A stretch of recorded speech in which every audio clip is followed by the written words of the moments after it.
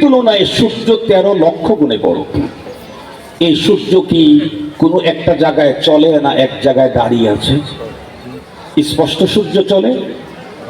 সূর্য যে চলে এটা বিজ্ঞানিক জিজ্ঞেস করা দরকার নাই। ছোট্টবেলায় শীতের দিনে সকালবেলায় দেখেছি 7টার সময় সূর্য এক জায়গায় থাকে, 8টার সময় আর এক জায়গায় যায়। কথা বলেন, সূর্য এক জায়গায় থাকে না চলে? চলে। কোরআনে হাকিম আল্লাহ তাআলা স্পষ্ট বলেন, লাশ-শামসু ইয়ানবাগি লাহা আন তুদরিকাল কমার ওয়ালাল লাইলু সাবিকুন নাহার ওয়া কুল্লুন ফি ফালাকিন ইয়াসবাহুন। রব্বুল আলামিন বলেন, চন্দ্রকে চলার জন্য স্পেশাল পথ দিয়েছি, সূর্যকে চলার জন্য পথ দিয়েছি। আমাদের দেশে ট্রেন চলার পথ আলাদা, বাস চলার পথ আলাদা, তারপরেও ট্রেন বাস লেগে যায়, তারপরেও ট্রেন আর বাস লেগে যায়। রব্বুল আলামিন বলেন, আমি চন্দ্র চলার পথ দিয়েছি, সূর্য চলার পথ দিয়েছি, কখনোই টক্কর লাগে না। সূর্য তার নিজ কক্ষপথে চলে, চন্দ্র তার নিজ রাস্তাতেই চলে। বলুন তো দেখি, সূর্যের গতি পাওয়ার আমাদের হাঁটার মতো? আমরা হাঁটলে যে কয়েক কিলোমিটার বেগে চলি, সূর্য ওই কয়েক কিলোমিটার বেগে চলে। আমাদের কি জঙ্গি বিমানের মতো? জঙ্গি বিমান যত স্পিডে চলে সূর্য অত স্পিডে চলে না? আরো কম, আরো কম। সূর্যের চলার গতি আরো কম, কত বেশি? এটার লিগ্যাল কোনো তথ্য পৃথিবীর কোনো সায়েন্টিস্টের কাছে নেই। এরপরেও এই সূর্যটা স্বাভাবিক দৃষ্টিতে যেটা দেখি, একেবারে বিজ্ঞানের গভীরে ঢোকার দরকার নেই। এখানে বিজ্ঞানের ছাত্রও নাই, বিজ্ঞানের ওস্তাদও এখানে নেই। সহজ যেটা দেখি সেটাই হলো, সূর্য আজকে এখন যেখানে আছে, আবার এই জায়গায় আসতে সূর্যকে লাগে 24 ঘন্টা। এটা সহজ কথা। সূর্য এখন যেখানে আছে এই জায়গা পর্যন্ত আবার ঘুরে আসতে সূর্যের লাগে 24 ঘন্টা। সূর্য এত গতিতে চলে, তার বডিটা পৃথিবীর চাইতে 13 লক্ষ গুণে বড়। এরপরে 24 ঘন্টা চলার পরে একবার প্রদক্ষিণ করে। এবার আসুন, সূর্য 12 মাসে এক জায়গা দিয়ে চলে না। আমরা দেখি প্রচন্ড গরমের মুহূর্তে সূর্য মাথার উপরে, একেবারে ছোট দিন শীতের দিনে একটু দক্ষিণ দিকে। জীবনে 70-80 বছর হায়াতে কোনোদিন সূর্যকে উত্তর দিকে ঢলে চলতে দেখেছেন কোনোদিন? কেন দেখেন নাই?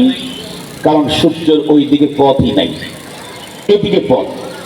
আমরা দেখতে যতটুকু দেখি তাতে বলেন তো দেখি, সূর্য আসমানের তুলনায় কয় লক্ষ গুণে বড়?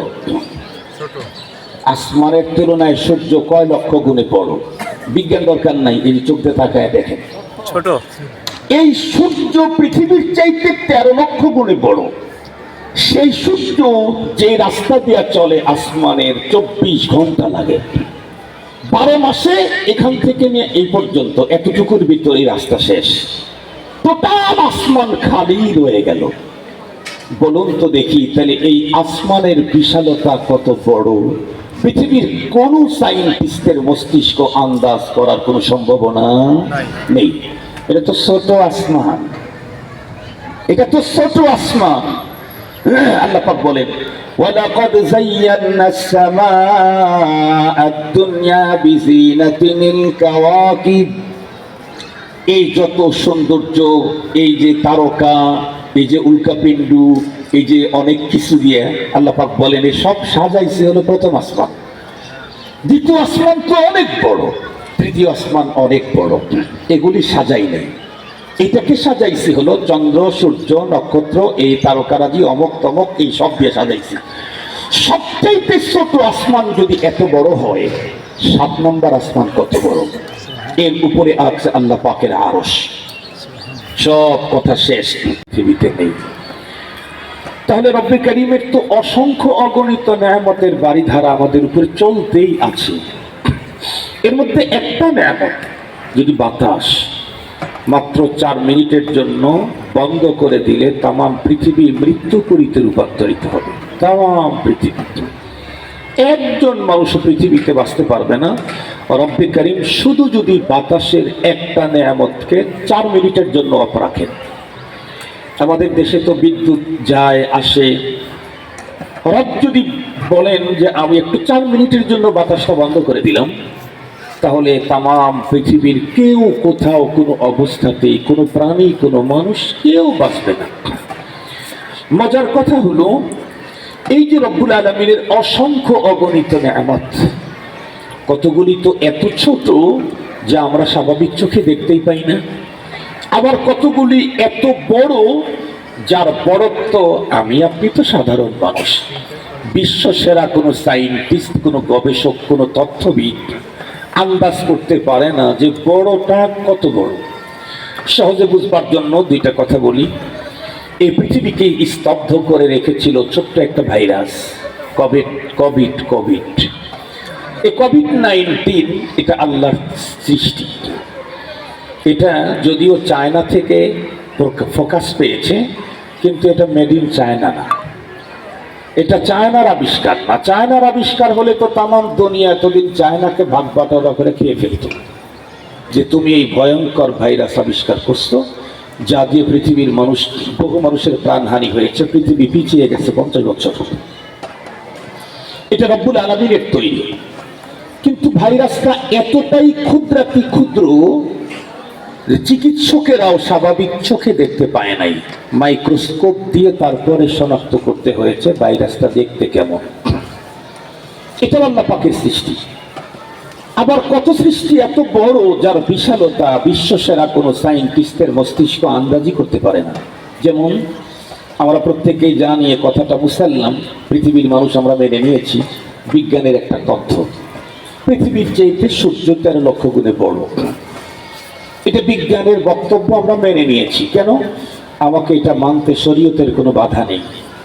আমি বিজ্ঞানের তথ্য ততক্ষণ পর্যন্ত মানব যতক্ষণ পর্যন্ত বিজ্ঞানের তথ্য কোরআন হাদিসের বিপরীত হবে না। কোরআন হাদিসের এগেইনস্টে গেলেই বিজ্ঞান কেন, মহাবিজ্ঞানীর কোনো তথ্য মানার কোনো অপশন কোনো মুসলমানের নাই।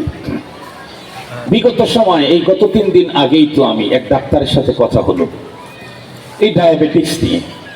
আমি বললাম যে ডাক্তার সব সত্যি কথা বলেন তো। বাংলাদেশের কিছু ডাক্তার বলতেছে যে তাম পৃথিবীর মানুষকে একটা মিথ্যা কথা মানুষের ভিতরে ঢুকাই দিয়েছে, সেটা হলো ডায়াবেটিস জীবনে সারে না। আপনাদেরই ডাক্তারের ভিতরে কেউ কেউ বলতেছে ডায়াবেটিস সারে। তো উনি তখন বললেন যে দেখেন, সারে এই বক্তব্য হলো 1-2 জনের, সারে না এই বক্তব্য হলো তাম দুনিয়ার। আমি বললাম তাম দুনিয়ার বক্তব্য হলেই কি সেটা সঠিক হয়? বলে হ্যাঁ।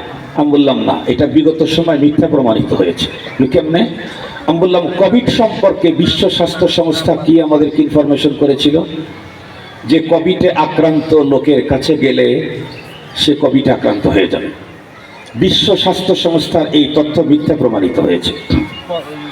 আমরা তখন স্পষ্ট বলে দিয়েছি, যখন ভয়ঙ্কর কোয়ারেন্টাইন চলতেছিল, হোম কোয়ারেন্টাইন, ঘর থেকে বের হওয়া যাবে না, মাস্ক পরতে হবে, অবক্তব্য, আমরা তখন ওপেন বক্তব্য দিয়েছি যে সারা দুনিয়ার বিজ্ঞানীরা যে তথ্য দিয়েছে হাদিসের বিপরীত এই তথ্য আমরা 1 সেকেন্ডের জন্য মানতে পারবো না। আল্লাহ পাকের রাসূল বলেছেন লা আদওয়া ওয়ালা তিয়ারাতা ওয়ালা হাম্মা ওয়ালা দাওআ ওয়ালা সাফারা ফিল ইসলাম। ইসলামে সংক্রামক কোনো ব্যাধি এ কথার স্বীকৃতি ইসলাম দেয় না। ইসলামের বক্তব্য হলো ব্যাধি যদি একজন থেকে আরেকজনকেই যাবে, তাহলে প্রথম যেই লোকটাকে ধরলো ও তো কারো কাছে যায় নাই, ওকে ধরলো কোথা থেকে? তাহলে বোঝা গেল ওকে যেখান থেকে আসছে যেই পথ দিয়ে, পরবর্তী যাদেরকে ধরবে ওই পথ দিয়ে সেখান থেকে আসবে। এটা লম্বা কথা। তো যে কথাটা আমি আপনাদেরকে বলতেছিলাম, তো আমরা বিজ্ঞানের তথ্য অতক্ষণ মানি যতক্ষণ কোরআন হাদিসের বিপক্ষে না যায়। সূর্য পৃথিবীর চাইতে 13 লক্ষ গুণে বড়, এ নিয়ে তো শরীয়তের কোনো সমস্যা নাই। 13 লক্ষ গুণে 14 লক্ষ গুণে হলে সমস্যা কি? এজন্য আমরা এর পিছনে পড়ি না, মেনে নিলাম। সূর্য, সহজ কথা বলি,